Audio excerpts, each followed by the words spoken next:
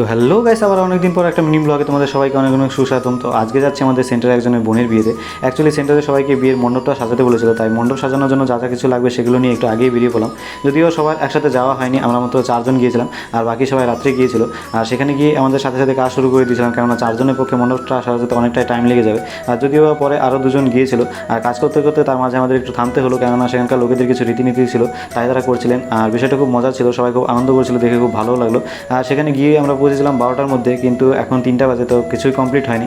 আর এত গরম ছিল যে যার কারণে জামাটা খুলতে বাধ্য হয়েছিলাম। আর আজকের মণ্ডপের প্ল্যানিং ছিল শুভজিতের, আমি শুধু একটু হেল্প করেছিলাম, ওই যা যা করার তাই করেছিল। তো মণ্ডপের নিচের কাজটা ফাঁকা রাখার কথা ছিল, কিন্তু কি মনে হলো আবার একটু ডিজাইন করতে শুরু করলাম, কেননা একদমই ফাঁকা ভালো লাগছিল না। তো ফাইনালি অনেক চেষ্টার পর কাজটা কমপ্লিট হলো। আর মণ্ডপটা কেমন হয়েছে তোমরা সবাই একটু কমেন্ট করে জানিও। আর রাত 9টার সময় কাজ কমপ্লিট করে আমরা রেডি হয়ে গেলাম, সবাই এক্সট্রা জামা কাপড় নিয়ে গেছিলাম, কেননা খুব গরম ছিল। তো তারপর সবাই মিলে একসাথে খাওয়া দাওয়া করে বাড়ি চলে আসলাম। তো ভিডিওটি আজকের মতো এই পর্যন্ত।